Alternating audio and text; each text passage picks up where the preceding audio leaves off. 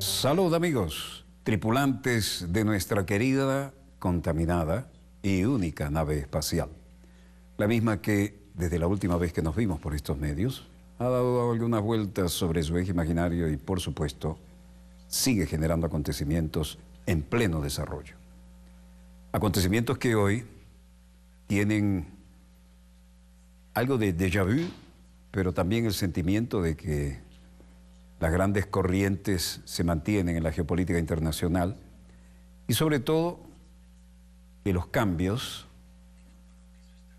son algo fundamental en la geopolítica y saber adaptarse a ellos y manejarlos, si es posible, con alguna elegancia, además de los intereses que subyacen, también indican que se está haciendo alta política, ¿no?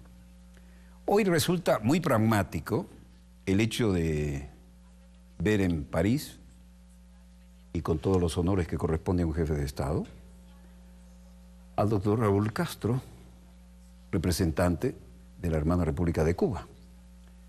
Y si esto no es realpolitik, si esto no es adaptarse a las realidades geopolíticas del momento, díganme qué es. Francia, que como siempre decimos, tiene sus formas de pragmatismo, ¿no? Y sus formas de afianzar influencias y comercio, corazoncito a la izquierda, la cartera bien agarrada a la derecha, ha dado un ejemplo de lo que es apertura de mentes y adaptación a los tiempos que corren. Veamos los acontecimientos en pleno desarrollo y recorramos también la hermosa ciudad Luz al compás de los acontecimientos. El largo bulevar, banderas de Cuba intercaladas con la de Francia a todo lo largo del recorrido y el habitual rendir honores en la gran llama de los soldados caídos en las diferentes guerras. Recibido con alfombra roja, Raúl Castro, en París. Ségolène Royal, representante del gabinete, como la dama que aquí cumple con los honores de la casa, aparte de la casa militar, se hicieron presentes hoy para lo que es ya tradicional, dejar un homenaje de flores en el Arco de Triunfo ante la lámpara votiva eterna. En este contexto,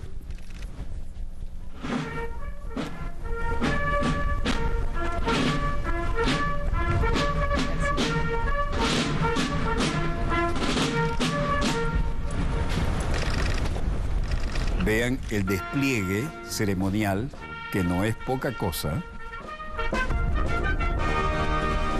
Ahí comenzaba los primeros compases del himno de la República de Cuba y, por supuesto, luego la Marsellesa.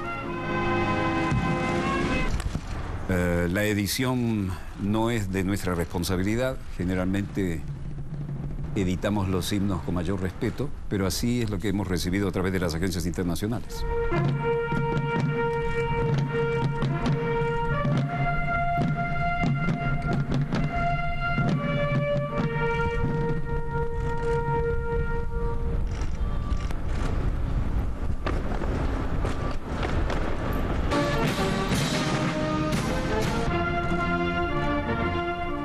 Salvas de artillería, honores a lo máximo ante la lámpara eterna.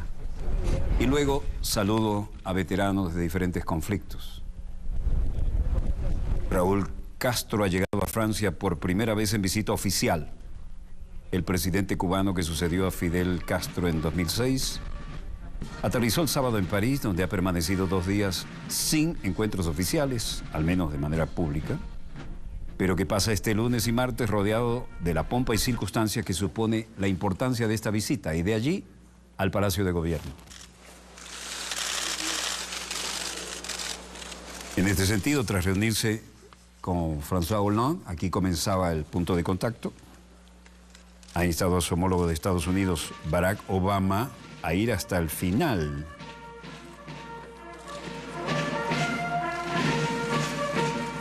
Acabar con ese vestigio de la Guerra Fría, como es el embargo comercial impuesto sobre Cuba. Vean que no solo bajó a la explanada, sino que se adelantó muchos pasos para encontrarlo a mitad de camino. Eso es un gestazo en la diplomacia francesa.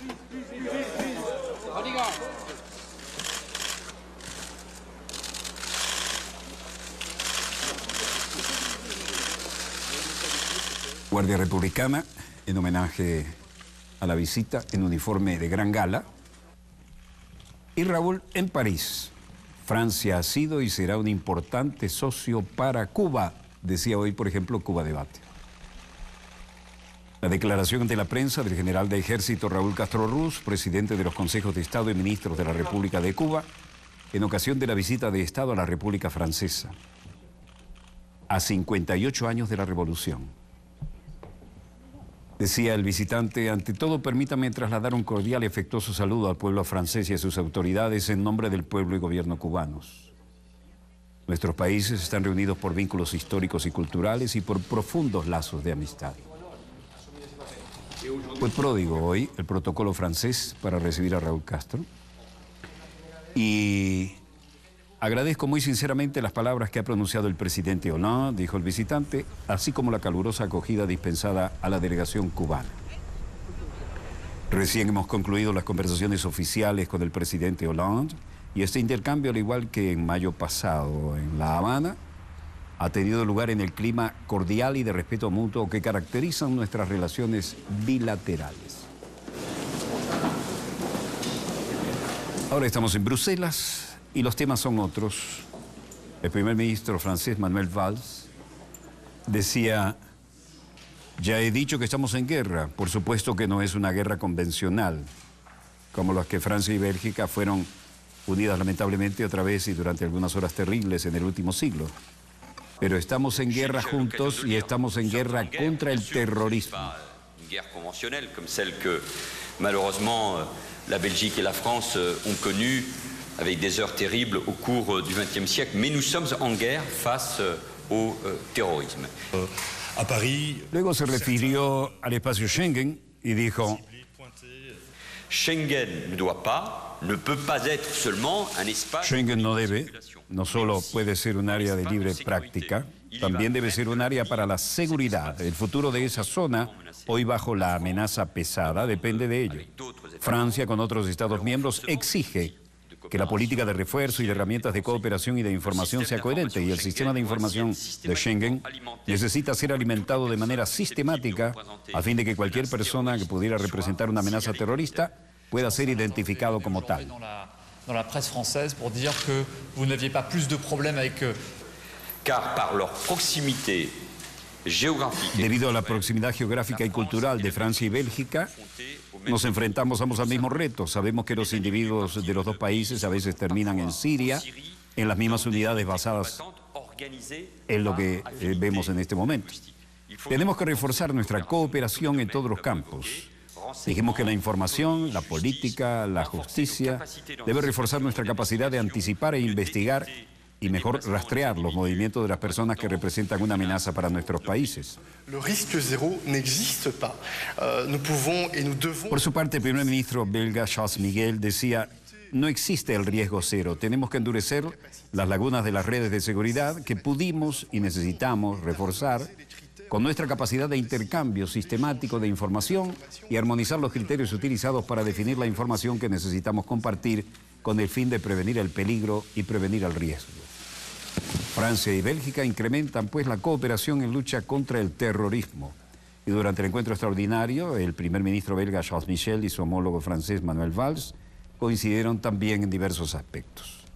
En el mar, un tema que tiene que ver con un puesto francés, porque este barco que escora increíblemente como a 45 grados y que se mantiene a flote, lleva maderas y si se hundiera la contaminación no sería más allá de su propio combustible, pero se le va remolcando hacia el puerto de Le Havre con la esperanza de poder llevarlo a tierra, ¿no? El Modern Express se escora de una manera no muy moderna y no va muy expreso tampoco. Éxito en el inicio de las operaciones para intentar salvarlo, y llevan en estos 5 días, va rumbo a la costa francesa por el Golfo de Vizcaya y será probablemente, si la meteorología ayuda, trasladado a un puerto refugio en la costa norte española, si los equipos de rescate logran enderezarlo en un último intento. De momento, las autoridades francesas han calificado de éxito la operación iniciada este lunes para remolcar el carguero, y la Prefectura Marítima del Atlántico emprendió a las 0730 este nuevo intento, en lo que 4 técnicos de la compañía especializada holandesa SMIT, compañía de salvataje marino, han conseguido conectar el barco con el remolcador español Centaurus, que es el que vemos aquí, tratando de gobernarlo. Para poder comenzar la tracción, primero han tenido que evacuar a los 4 trabajadores, después colocar el navío a favor del viento, una fase calificada de crítica, en la que se ha logrado este lunes de forma más o menos adecuada. Chef suizo, es noticia, Benoît Viollier ha muerto. Muere a los 44 años Benoît Viollier, el mejor chef del mundo, según algunos. El chef Viollier, cuyo restaurante en Suiza fue nombrado el mejor del mundo este diciembre, fue encontrado sin vida en su casa. Viollier, de 44 años, operaba el restaurante del Hotel de Ville en Crissier, cerca de Lausanne. Recibió 3 medallas, es decir, el equivalente a 3 medallas, 3 estrellas Michelin, y se clasificó primero en la Liste de France, que cataloga los 1000 mejores restaurantes del mundo. La policía suiza dice que Viollier, quien nació en Francia, parece haberse suicidado de un tiro. On l'avait vraiment adopté. En Suisse, c'était quelqu'un qu'on appréciait, qu'on respectait beaucoup. Puis c'était un personnage sympathique, un grand passionné. Céline Perret, residente de Crissier, dice, realmente lo adoptamos en Suiza como una persona muy apreciada y respetada. Era una persona muy agradable, muy apasionado. Uno tenía la sensación de que era una persona así feliz. Y de pronto nos encontramos con esto, lo que sucedió realmente muy triste, muy impactante. Marie-José Urech, amigo de la familia, también era alguno de los que se prestaba a declarar algo y decía, él siempre solía decir, en mi restaurante, Benoît Viollier, todo está en venta, con excepción de McQueen. McQueen era su fiel perro de casa. Il disait toujours, dans mon restaurant, tout est à vendre, sauf McQueen. McQueen, c'est McQueen, son fidèle chasseur. Marie-José Brecht, amigo de la familia, dice, esto es extraño, porque todas las noches el perro duerme conmigo, pero esta noche dormía solo, arrinconado, como si presintiera algo.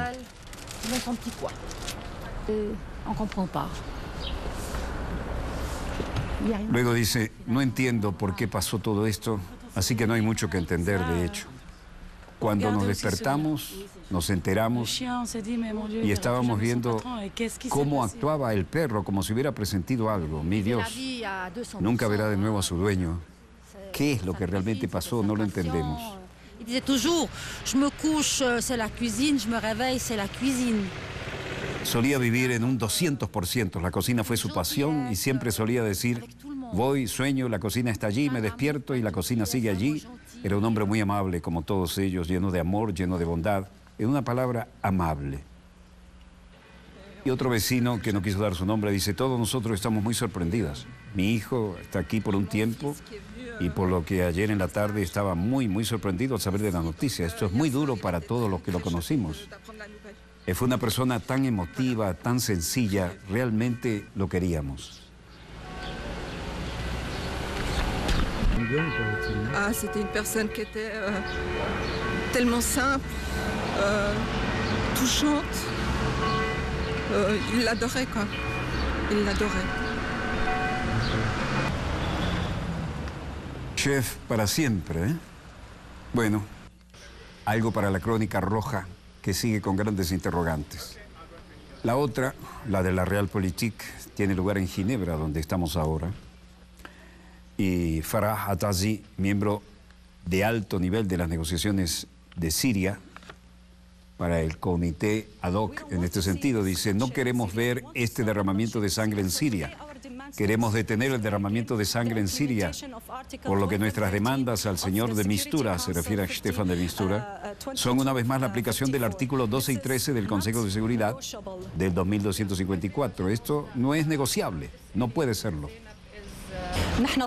Para Atassi, miembro de alto nivel de las negociaciones del Comité de Siria, dice: daremos al señor Mistura una hoja de ruta para la implementación de las demandas humanitarias de la que hablamos y que hemos conseguido garantías de la oficina del señor Mistura y de la oficina del secretario general de la ONU y los países que patrocinan el Acuerdo de Ginebra. Y todos sabemos que estas demandas humanitarias en la parte superior del arco, todo ello, lo primero es detener el bombardeo. Añadimos a estos elementos que damos a de Mistura hoy el bombardeo sin precedentes por parte del gobierno sirio de ayer, dejando caer 52 bombas de barril en Muadamiyeh. Said Rad al-Hussein, alto comisionario de la ONU para los Derechos Humanos, también tenía algo que decir al respecto. Aquí llegaban las delegaciones y el diálogo sirio se tensa por nuevos atentados a los que hacíamos referencia. Y esto, un paso adelante y dos para atrás. Al menos 58 personas perdieron la vida, según el recuento del Observatorio Sirio de Derechos Humanos, en varias explosiones registradas ayer en el suburbio de Sadiyya Zainab de Damasco, al sureste de la capital siria y de mayoría chiita. Entre las víctimas hay al menos 25 milicianos chiitas que luchan en el bando del presidente Bashar al-Assad, que profesa esta rama minoritaria del Islam, cuyos fieles han sido blanco de numerosos ataques en el pasado. Ahora el tema es la moderación, dialogar, negociar y tratar todavía de buscar, si es posible, una salida pacífica a esto. La expectación de los medios de comunicación internacionales es evidente. Said Rad al-Hussein, alto comisionado de la ONU para los Derechos Humanos. Esperamos y rezamos para que las conversaciones estén sirviendo como mediadoras para Stefan de Mistura, que conducirá al final todos estos terribles hechos, abusos y violaciones de derecho internacional humanitario de los derechos humanos. Y ya estamos muy familiarizados con esto y apoyamos plenamente que hable claro.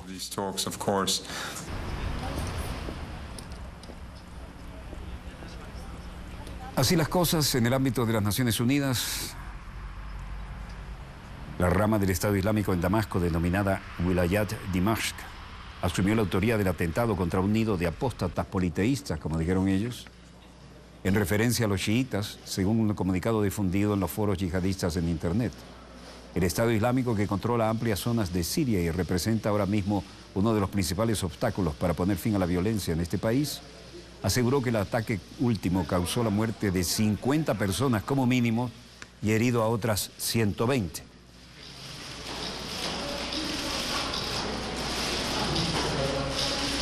Consejo de Ministros sirio condenó los atentados calificados de cobardes por ellos, por la última fuente anónima citada por Sanaa, la cual precisó que su objetivo es elevar la moral de las organizaciones terroristas que están siendo derrotadas por el ejército gubernamental en todas las regiones del país. Mientras tanto, el esfuerzo que se lleva a cabo en el ámbito diplomático parece dilatarse y no lograr exactamente los fines pacifistas que buscan. La oposición siria sigue en Ginebra para abrir diálogo con el gobierno, en un clima de incertidumbre y de reproches.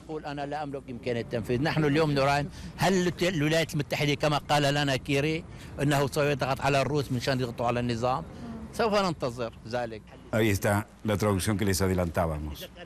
Mientras tanto, el mediador de la ONU, Stefan de Mistura, se mostró el domingo optimista sobre el avance del diálogo tras reunirse por primera vez con los representantes rebeldes y los delegados de la oposición siria. Un portavoz de la oposición anunció que su delegación permanecerá en la ciudad suiza el tiempo que sea necesario, aunque no sorprenderá a la negociación nada nuevo mientras el gobierno no haya hecho gestos realmente humanitarios. Aparecen fotos de víctimas de este conflicto ya demasiado dilatado y la oposición siria declara optimista ante una posible solución. La ONU convoca a las partes del conflicto a negociar la paz en Siria.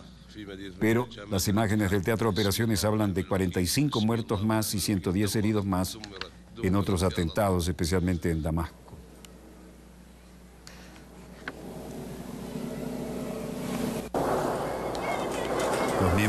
oposición siria, con sede en Riad, Munter Makos, decían: los Estados Unidos dicen que sí, pero nadie dice: yo no tengo la capacidad para llevar a cabo esto, y estamos apostando sobre si Estados Unidos, así como secretario de Estado John Kerry dijo, ejercerá presión sobre el gobierno. ¿Los rusos deberían ejercer presión sobre el gobierno? Vamos a esperar a ver qué pasa. Esto parece el típico resultado de una bomba de barril con múltiples explosivos dentro.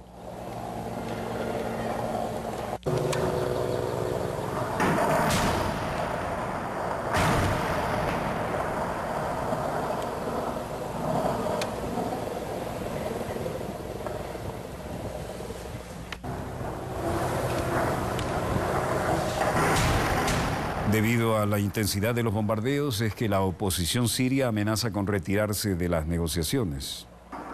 El coordinador del Alto Comité de Negociaciones, Riad Hijab, ha advertido que podrían retirarse de las negociaciones de paz abiertas este viernes en Ginebra, que el gobierno del presidente Bashar al-Assad y sus aliados siguen bombardeando las zonas bajo control de los rebeldes. De igual forma, piden el fin de los asedios que impiden el paso de ayuda humanitaria, así como la liberación de presos.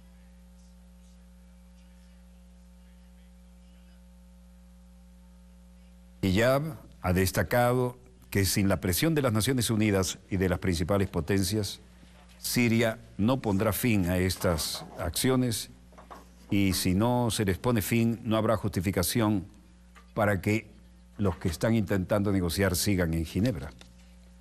El domingo, miembros de la delegación de la oposición siria se han reunido por primera vez con el enviado especial de la ONU para Siria, Staffan de Mistura.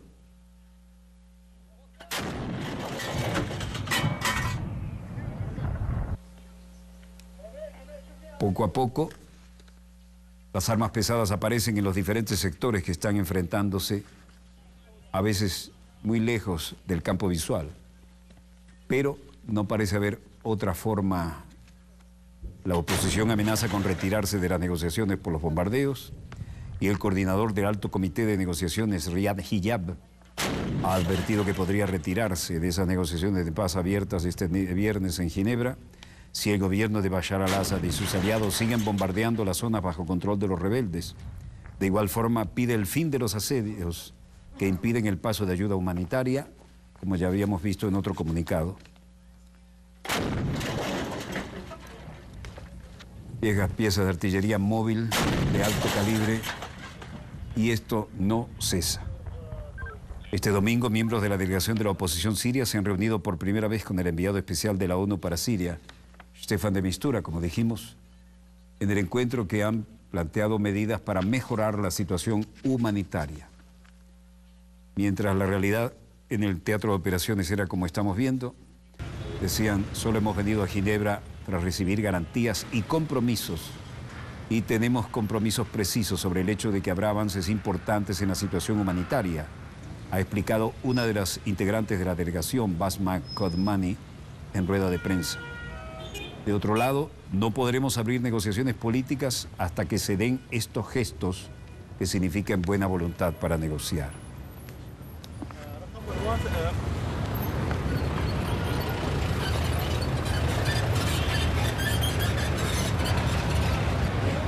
Mientras esto ocurre y en cámara lenta se manejan las negociaciones, la ONU contempla amnistía que incluiría algunos crímenes de guerra en Siria. للمواطن السوري ما يهمون هيك شغلات ابدا، يعني اذا كانت المؤتمرات تبعهم كان ينجح كان بده ينجح من زمان، المؤتمرات تبعهم كلها فاشله. بالنسبه لمؤتمر جنيف مشكورين الوفد الحكومي اللي طلع لهنيك، بالنسبه لاي قرار راح يصدر هنيك. Zaid destacó que lo que a su juicio fue un estado de hambruna en la ciudad de Madaya y el asedio de otros 15 pueblos y ciudades de Siria, y dijo que estos casos no solo deben ser considerados un crimen de guerra, sino un crimen contra la humanidad, si es que se comprueba contra los tribunales.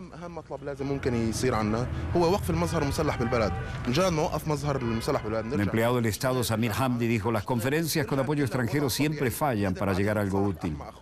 Ellos, refiriéndose a los países occidentales, no quieren la paz para el pueblo sirio. Ellos no se preocupan por los ciudadanos sirios. Si realmente quisieran resolver esta crisis previa a conferencias internacionales, no habrían fallado. Así que todas las conferencias internacionales hasta ahora no son más que meros fracasos. Damasco. En cuanto a la conferencia de Ginebra, agradezco a la delegación del gobierno por asistir a la conferencia. Y en cuanto al posible resultado de las conversaciones, creo que cualquier decisión debe ser puesta a la consulta nacional, ya que el pueblo sirio son los que deben validar las decisiones, porque somos en realidad los que vivimos en este país. Además, queremos llevar la acción armada en este país a un alto. Una vez que esto se detenga, que detengan los combates, podríamos volver a nuestros puestos de trabajo normales. Las fábricas podrían regresar y todo esto debería volver por nosotros mismos, sin interferencia extranjera. Эта истерия, которая была развернута турецкой стороной, является не только голословной пропагандой, а имеет также отчетливые признаки спланированной провокации. En Moscú, vocero del Ministerio de Defensa, Igor Konashenkov, decía: la histeria puesta en marcha por la parte de provocación premeditada. Ahora hemos analizado a fondo todos los datos de control de vuelo instrumental en el norte de Siria. Y no solo por nuestra fuerza aérea, es necesario mencionarlo. No hubo una violación Siria-Turquía en la frontera por los aviones de la Fuerza Aeroespacial Rusa. Y esto se refiere a las consecuencias del avión de combate derribado por los turcos y que pertenecía a la Fuerza Aérea de Rusia. Esa es una herida no cerrada y las investigaciones siguen y aparecen nuevos datos contundentes. El vocero del Ministerio de Defensa de Rusia, Igor Konashenkov, dijo: en la última semana, aviones rusos han realizado 468 vuelos de combate en la República Árabe Siria. Российские самолеты в Сирийской Арабской Республике выполнили 468 боевых вылетов. В ходе боевых вылетов... Durante las salidas, 1.354 sitios de infraestructura terrorista se fueron afectados en las provincias de Alepo, Latakia, Damasco, Hama, Homs, Deir el-Zor y Daraa. Y luego agregó: en el marco de la operación humanitaria llevada a cabo por las fuerzas rusas y árabes sirios, operaciones aéreas de la República, más de 200 toneladas de alimentos y medicamentos fueron entregados en enero a la ciudad de Deir el-Zor, que era asediada por los militantes.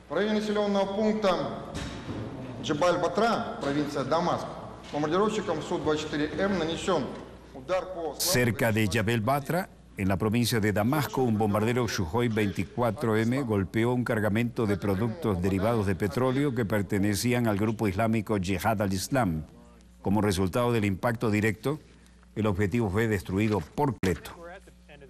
Mientras tanto, Turquía dice que avión ruso voló otra vez el espacio aéreo y desde Estados Unidos llegan otras versiones. El teniente general del ejército, Sean McFarland, dice: yo creo que estamos en el fin del comienzo. Cuando llegamos de vuelta a Ramadi, se demostró que las fuerzas de seguridad, se refería ahora a Irak, tienen los medios y la habilidad para derrotar al enemigo en una batalla abierta, si es que es una señal que realmente habla de una tremenda derrota del enemigo en Irak. Es cuestión de tiempo. Todo lo que tenemos que hacer es mantener el apoyo a las fuerzas de seguridad iraquíes y ayudarlos a llevar la lucha al enemigo. Y vamos a empujar al enemigo fuera de este país en el que estoy en pie en este momento hablándoles a ustedes. Y lo saben. Yo diría que estaríamos en el principio del fin hasta llegar a Raqqa. Sería una señal muy fuerte para el enemigo que está en sus últimos estertores. Los candidatos demócratas critican la guerra de Irak y culpan a Bush del fracaso, entre otras cosas, ¿no? Y en este sentido, ahora estamos en la etapa de la guerra de comunicados. Así se trate del Pentágono, como es aquí, la rueda de prensa hoy. Ahí está el logo. Y esta era la pantalla con la cual llegaba desde el Teatro de Operaciones una teleconferencia para dar más detalles a los corresponsales en el Pentágono, que son los que tenemos acá en primer plano. Bueno, no veo en los monitores de satélite nada que mejore lo que le hemos mostrado hasta ahora. Si así fuera, los bajaríamos de inmediato y los comentaríamos para ustedes. Mientras tanto, breve pausa y volvemos con más acontecimientos en pleno desarrollo. No se vayan, ya volvemos.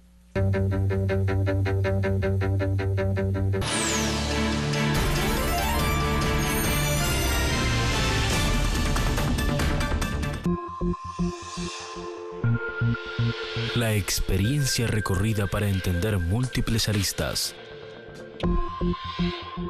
Una postura que enfoca con diferentes ángulos la realidad. Entrevista.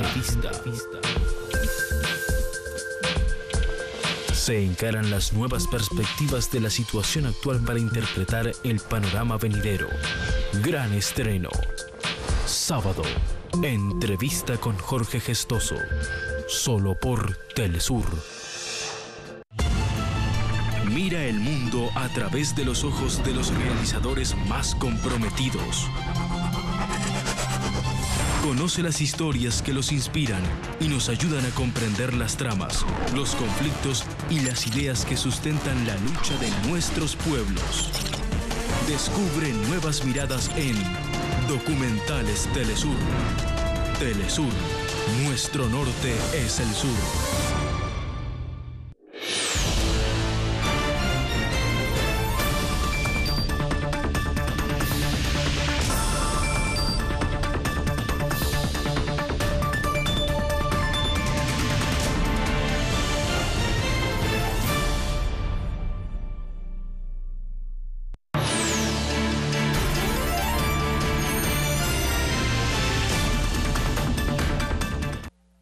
Volvemos con más acontecimientos en pleno desarrollo y hoy la verticalidad de las posiciones de Venezuela en materia internacional se hicieron presentes en el ámbito de la sede de las Naciones Unidas en Nueva York.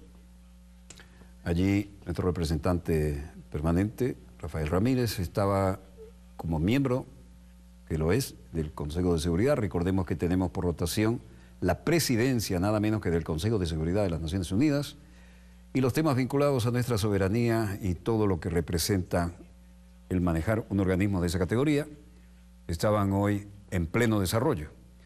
Veamos algo de las últimas imágenes que recibimos y que hemos procesado sobre la marcha para compartir con ustedes el momento en que era presentado para este importante cargo el alto representante de Venezuela. Número de votos recibidos por cada Estado miembro. Venezuela, República Democrática Bolivariana, 181. 181 votos a favor de Venezuela. Eso es una avalancha de votos.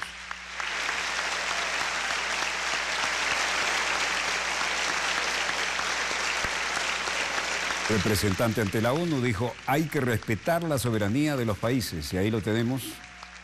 A partir de este 1 de febrero, Venezuela asume la presidencia rotativa del Consejo de Seguridad de la ONU. Y es la primera vez desde la Revolución Bolivariana en la que el país accede a ese puesto. Que entonces, a razón del tema humanitario, que vuelvo a decir, es una tragedia y es muy complicado y que todos queremos ayudar, pero se impongan precondiciones para la discusión política en general. Se había dicho que era una discusión sin precondiciones, sin precondiciones. Entonces, el Consejo de Seguridad verá los informes de la OCHA al respecto, pero, bueno, sería muy lamentable que alguien diga que hasta que no se resuelvan los temas humanitarios no va a haber negociaciones de paz en Siria. Es como, ¿qué cosa es primero, no? Pareciera como muy importante que hubiesen conversaciones de paz y que a raíz de ellas puedan implementarse lo que ha dicho el señor Estefan de Mistura, gestos de confianza. Por ejemplo, en algunas partes de Siria ha existido acuerdos entre el gobierno y otros grupos armados de hacer un cese de hostilidades para permitir acabar con los asedios en algunas localidades. Eso podrían ser gestos entre los distintos grupos, pero definitivamente no puede constituirse en una precondición para los acuerdos de paz, porque eso es como no querer negociar.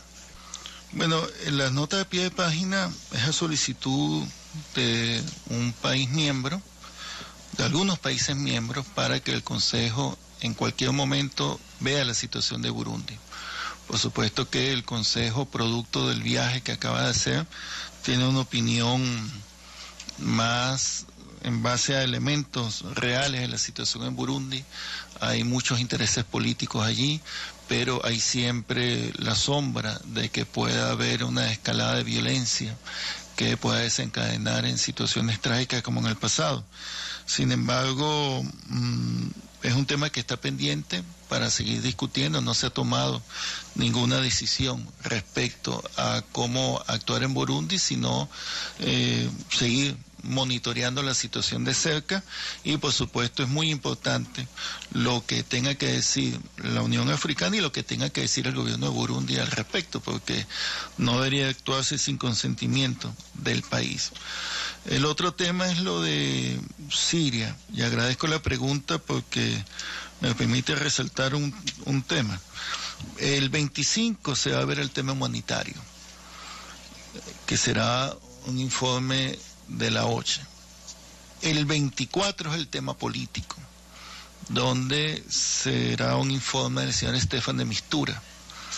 Y el 22 lo que se va a discutir es el primer reporte del mecanismo de investigación conjunta del GIN. Saben que a raíz de la implementación de la resolución sobre la destrucción de armas químicas, una vez concluido ese proceso, ya se ha alcanzado casi la totalidad de las armas químicas reportadas en Siria.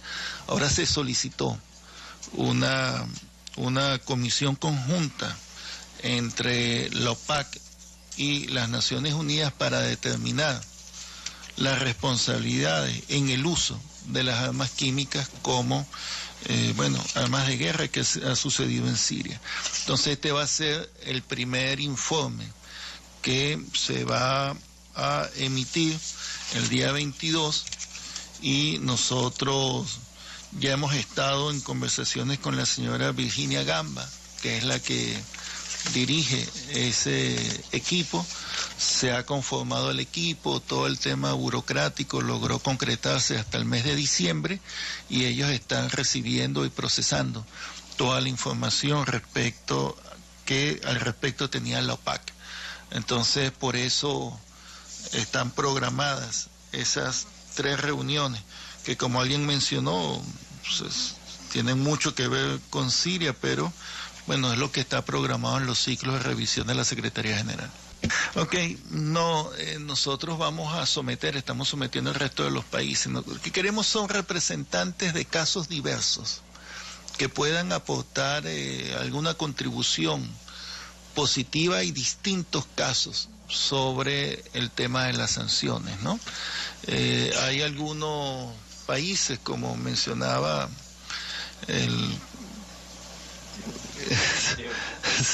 mencionaba en la pregunta a su anterior pregunta de su colega, hay procesos que van evolucionando y nos interesa ver cómo evolucionan y hasta dónde evolucionan. En cambio, otros procesos y otros comités que están estancados, que no se mueven, bueno, esos probablemente no tienen mucho que aportar al proceso de discusión. Pero se trata de tener una muestra de cada uno, y por supuesto que a nivel de los coordinadores políticos se está acordando pues, quién finalmente asistirá a exponer su experiencia en ese debate. En este momento no estamos en la posibilidad de decir que se va a cambiar o no. Hasta ahora se va a mantener la periodicidad como está de la presentación de los informes. Es algo que escapa de nuestras manos, tendría que ser objeto de una resolución, pero no está previsto que eso cambie su periodicidad, ni nosotros podemos decidirlo así estemos en la presidencia del Consejo. Tiene que ser un tema que sea producto del consenso y una resolución que, si no hay consenso, se votaría. Cualquier variación respecto a la presencia de las misiones tiene que ser sometida a una resolución. Ahorita no tenemos eso como una posibilidad. El otro tema, obviamente producto de los acuerdos de paz y todo esto, se harán gestiones para sacar a la FARC de la dominación de grupos terroristas, como existen en los comités actualmente, y es un compromiso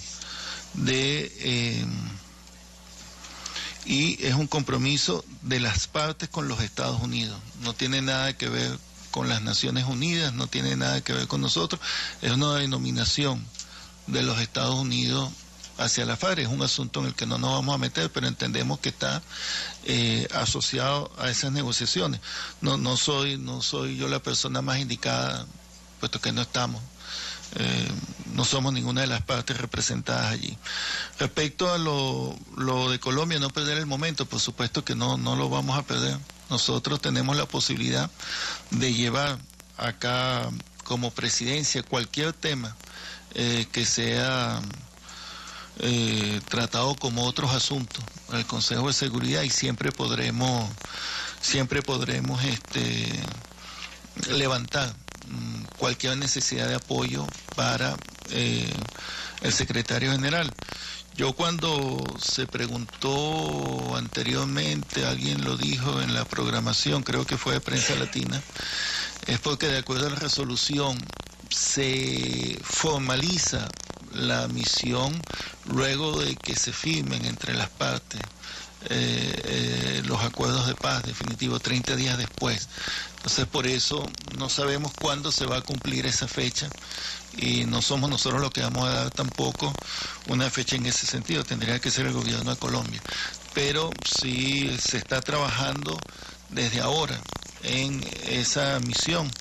El otro tema que no quedó explícitamente reflejada en la resolución es que se pretende que la misión pueda informar a la CELAC sobre los avances en la verificación y monitoreo, porque está en el ambiente que la CELAC como organismo regional ha sido y será un garante de cumplimiento de los acuerdos entre las partes. Entonces, bueno, es algo que está desarrollándose, y el secretario general informará al Consejo cómo va la conformación. Nosotros podemos solicitarlo también si vemos que de alguna manera se está demorando mucho este asunto.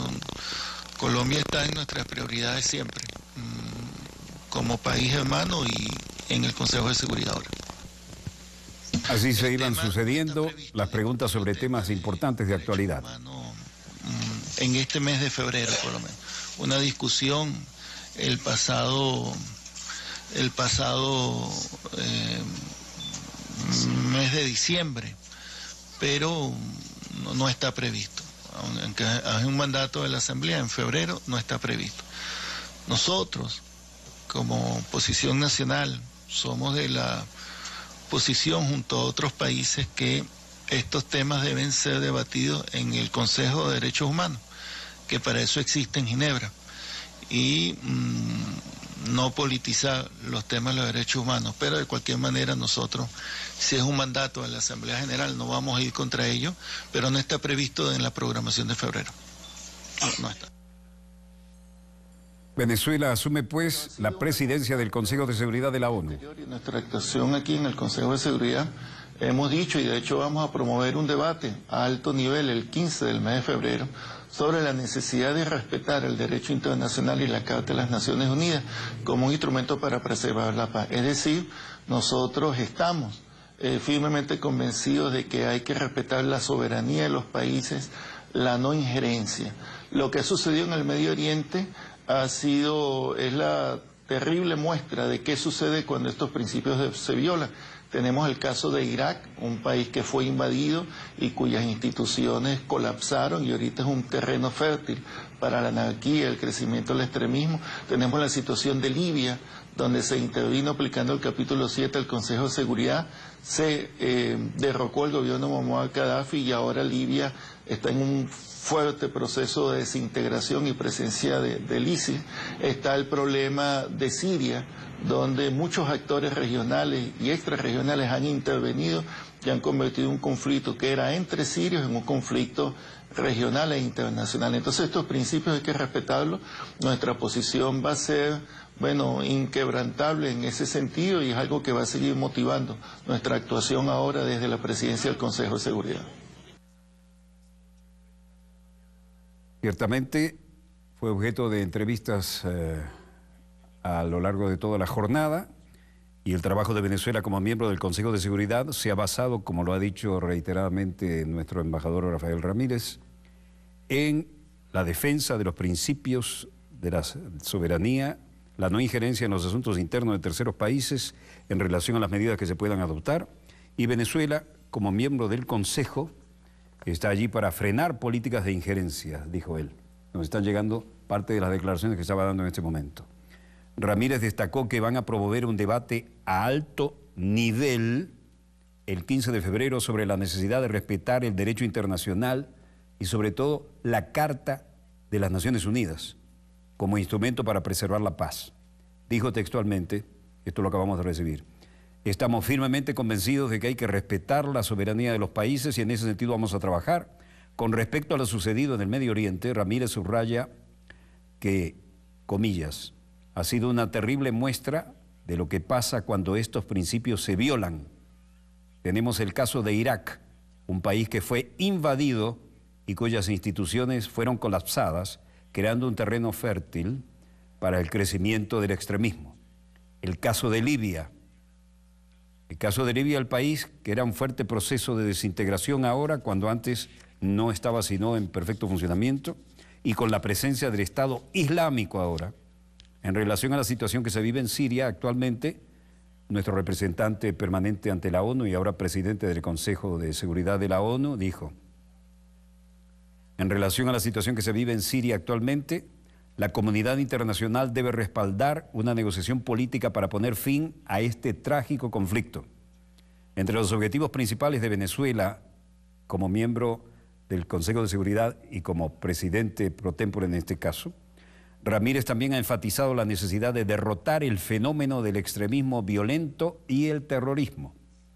El representante permanente de la República Bolivariana de Venezuela ha expresado su indignación debido a que, comillas, los terroristas reciben mucho financiamiento, serie de comillas, y ha destacado que esta es una de las cuestiones principales a discutir en el seno de la ONU durante su mandato.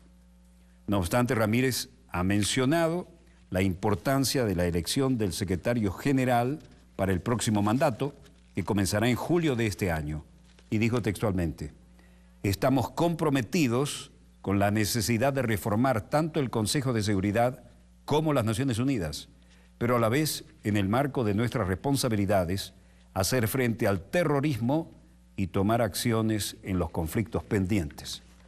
La información de última hora que llega de la misma fuente dice, el presidente del Consejo de Seguridad de la ONU, Rafael Ramírez, anunció la agenda de trabajo para el mes de febrero que incluye temas que van desde el financiamiento del terrorismo por parte de algunos sectores hasta la discusión sobre cómo consolidar una verdadera arquitectura internacional que promueva la paz. El diplomático venezolano señaló que el 9 de febrero se llevará a cabo un briefing sobre el financiamiento y expansión del terrorismo en el Medio Oriente y en el norte de África. Una cita textual que acabamos de recibir de la transcripción de la ONU dice, el 11 de febrero vamos a tener el primer debate que es parte de la propuesta introducida por nuestro país, Venezuela, que tiene que ver sobre los métodos de trabajo de este propio Consejo de Seguridad y en particular lo relativo al Comité de Sanciones, enfatizó. Explicó que el 60% de los comités de sanciones son referidos a países africanos y entre los miembros del Consejo de Seguridad, comillas, hemos tenido muchas discusiones sobre la pertinencia o no de estos comités, sus objetivos y la manera en que funcionan. Sin el éxito de estos comités, si el éxito se mide por el número de sanciones que se han levantado, hablaríamos de pocas excepciones. Destacó que el debate sobre el tema de los comités de sanciones iba a tener una novedad, será restringido, para que puedan hablar algunos de los países que están siendo sometidos a sanciones.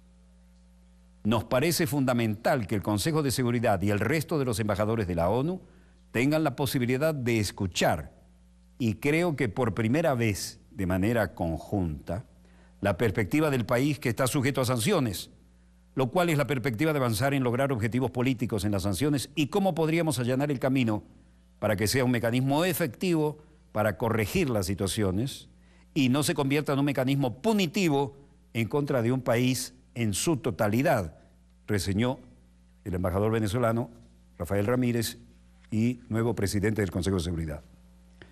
Señaló también que habría un debate abierto el próximo 15 de febrero, comillas, En el caso de Venezuela, va a ser atendido al más alto nivel y se están girando instrucciones para que los países miembros atiendan a este debate, que tiene que ver con el respeto a los propósitos y principios de la Carta de las Naciones Unidas, como elemento fundamental para el mantenimiento de la paz y la seguridad internacional. Resaltó que este debate se ha trabajado anteriormente, pero que era importante realizar una discusión con plena vigencia, una discusión vigente para poder evaluar lo que ha sucedido en países como Irak, en Libia, en Siria, y cómo el Consejo de Seguridad tiene que ser garante del respeto a la soberanía, porque si no entendemos qué ha causado estos conflictos, vamos a estar muy lejos de poder resolverlos, enfatizó nuestro embajador.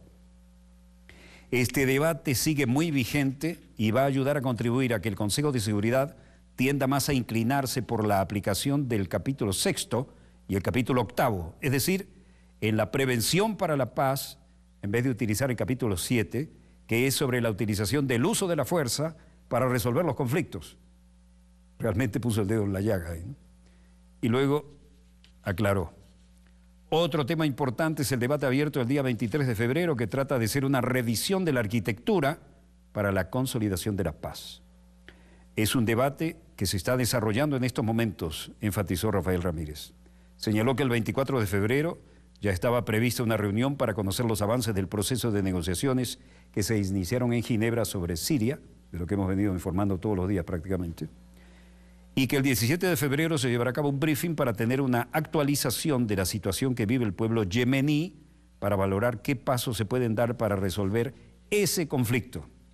Es decir, también se están fijando en aquellos conflictos que no tienen tanta prensa, pero que no son menos nefastos para los derechos humanos. Bueno, como podemos ver, aquí tenemos un presidente constitucional de la República y un nuevo embajador, presidente del Consejo de Estado, del Consejo de Seguridad de las Naciones Unidas. Aquí vemos precisamente por el backing, por el material que hay detrás. Esta es una toma de cuando nuestro presidente estaba hablando recientemente en las Naciones Unidas. Le deseamos a nuestro nuevo embajador y presidente del Consejo de Seguridad de la ONU el mayor de los éxitos. Tiene con qué desempeñarse en ese alto e importante elemento de negociación internacional, como es las Naciones Unidas, que muchas veces se transforman en una exquisita